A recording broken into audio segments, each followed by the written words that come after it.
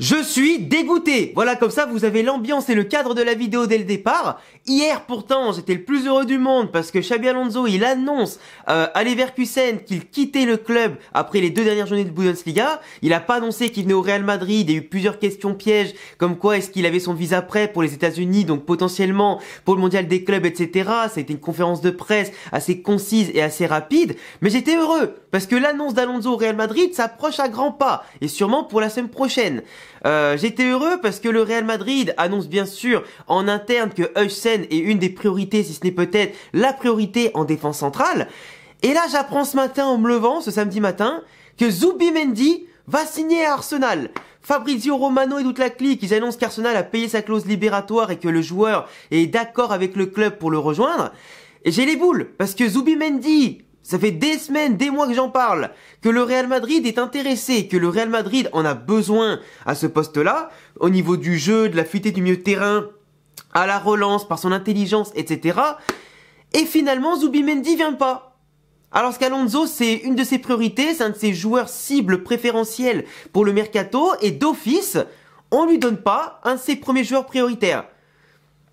Alors que t'as juste à payer la clause d'un mec à 60 millions d'euros, qui certes c'est beaucoup 60 millions d'euros, mais à un moment donné ça y est, quand tu vois que Zubimendi c'est un espagnol, il est en sélection, il est trop fort, il est demandé par ton coach et tu lui donnes pas, alors que je suis sûr à 10 000% que si tu fais une offre concrète, t'es le meilleur club d'Espagne et du monde, t'as Xabi Alonso, son idole qui vient au club et qui peut le coacher, comme il l'avait coaché à l'époque chez les jeunes de la Sociedad, mais jamais il part à Arsenal en première ligue avec Arteta, bien qu'il aime Arteta aussi, parce que c'est aussi un ancien de la Sociedad. Mais c'est pas possible, tu vois. À un moment donné, ça y est, moi je commence à phaser, je vous le dis, avec les recrues, les non-recrues, je commence déjà à phaser, on est qu'au mois de mai. Le mercato, il a même pas officiellement ouvert, je commence déjà à en avoir ras le cul. C'est quand même un truc de fou. Tu passes de la joie à la détresse.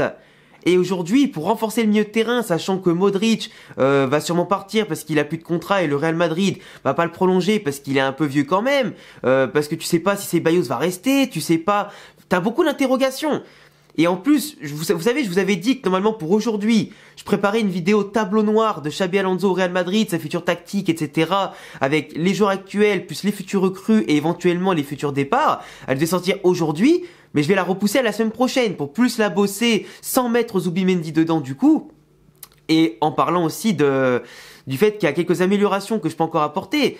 Mais tu vois, Xabi Alonso, s'il veut jouer à 4 défenseurs ou même à 3 défenseurs derrière, bah ça conditionne tout le mercato. Si tu joues à 3 défenseurs derrière, il te faudra plus de défenseurs centraux. Il te faudra des joueurs plus polyvalents, capables de jouer latéral et piston, chose qui n'est pas la même chose. Tu joues pas de la même manière quand t'es un latéral que quand t'es un piston. Il faudra des joueurs aussi au milieu de terrain qui soient encore plus présents, que ce soit offensivement ou défensivement parlant, et ce sont des milieux de terrain qui sont très bons à la relance, qui savent tenir le ballon, qui savent faire du jeu, qui savent jouer rapidement, tu vois. Et ça m'énerve de pas avoir un Zubimendi qui avait ce profil parfait. Je dis pas que Kama et Tchouaméni peuvent pas le faire, parce que Tchouaméni, depuis 2025, c'est un véritable monstre tout-terrain au milieu de terrain. Kamavinga, il est encore un peu fougueux, il a besoin de ce cadre peut-être un peu rigide de Xabi Alonso, cette autorité pour se canaliser, et enfin passer un palier. Mais tant qu'ils les ont pas passés, c'est compliqué. Évidemment, t'as Valverde, t'as Ceballos s'il reste qui peuvent apporter, ce physique, cette relance aussi. Mais tu vois, on avait besoin de ce profil à la Zubimendi qu'on n'a pas du tout au Real Madrid. Donc aujourd'hui, tu vois, sur le marché des transferts, eh ben, je vois pas vraiment qui peut venir renforcer le milieu de terrain du Real Madrid. C'est ça qui est un peu énervant. C'est que un milieu de terrain accessible. Et là, ça devient compliqué, parce que tu me parles d'un milieu de terrain. Moi, si je devais en choisir un, j'aurais fait venir Rodri. S'il revient bien des ligaments croisés, je prendrais Rodri. Après, City te lâcherait pas pour je ne sais combien de millions.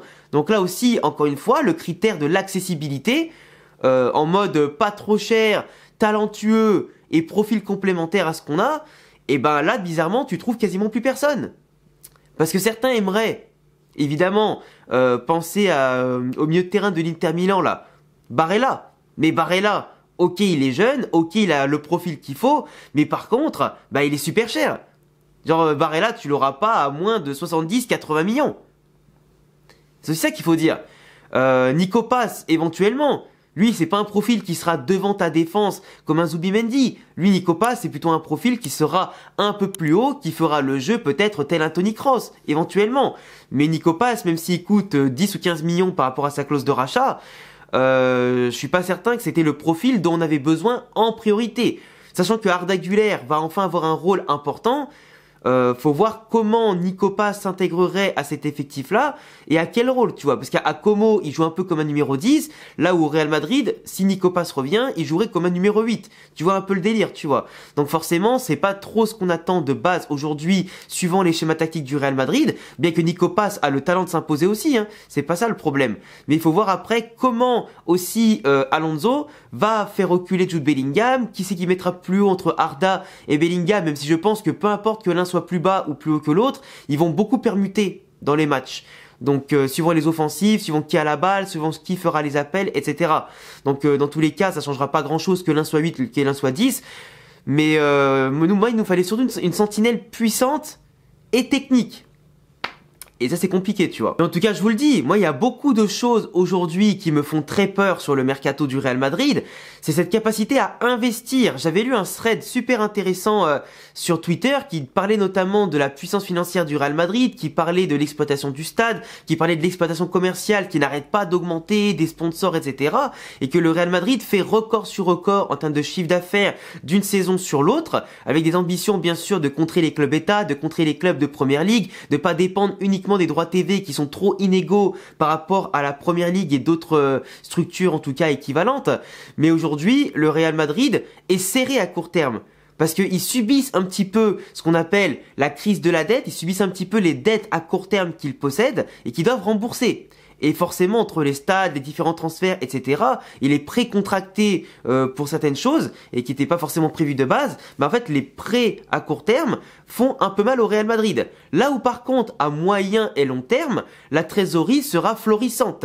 Mais c'est vrai que avec tous les événements qui ont été mis en place depuis 2020 et le Covid, font un peu souffrir le Real Madrid économiquement à court terme, d'où le fait qu'il manque de la trésorerie et un peu de liquidité pour faire des mercatos de zinzin. Dans le cas où tu ne vends pas, dans le cas où tu vendrais un Rodrigo à 100-120 millions d'euros, que tu te libères de la masse salariale de Militao, de David Alaba, de Modric et de quelques joueurs comme ça, indésirables ou simplement trop vieux ou en fin de contrat, est-ce que tu veux, aujourd'hui tu pourras te libérer. Mais tant que tu n'as pas fait ça, c'est vrai que la marge du Real Madrid pour investir est très courte.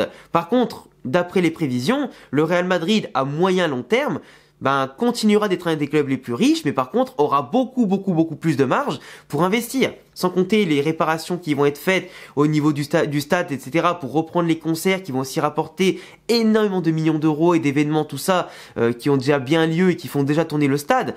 Mais tu vois, il y a plein d'éléments à prendre en compte sur le court terme, le moyen et le long terme. En tout cas, le thread était hyper intéressant, il était sur Twitter, je vous l'affichais ici si vous voulez aller le lire directement. Mais honnêtement, le club me fait un peu peur en vue d'un mercato 2025 qui est censé ne pas être révolutionnaire non plus, parce que c'est pas une révolution qui sera actionnée avec Alonso, qui le club a bien fait comprendre que c'était le club qui faisait les recrues et pas l'entraîneur. L'entraîneur peut suggérer, mais c'est le club qui valide ou pas les recrues.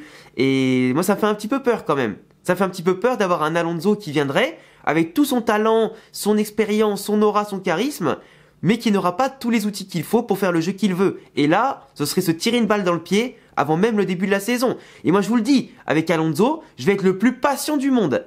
Je vais être le plus patient et tolérant du monde. Parce que le club lui donne pas toutes les règles, toutes les bases possibles pour faire tout ce dont il a envie. Ancelotti, il avait quand même eu pas mal de cartouches sous la manche. Et même s'il n'avait pas eu tout ce qu'il voulait, que ce soit attaquant de pointe ou en défense, ça excuse pas le très mauvais jeu, tu vois. Alonso, je sais qu'il y aura du jeu. Après, les résultats, est-ce qu'ils viendront ? On verra bien. Mais il faudra avoir certains joueurs pour en jouer encore mieux que ce qui est prévu. Et on espère que ça se passera, tu vois. Mais en tout cas, on sera patient.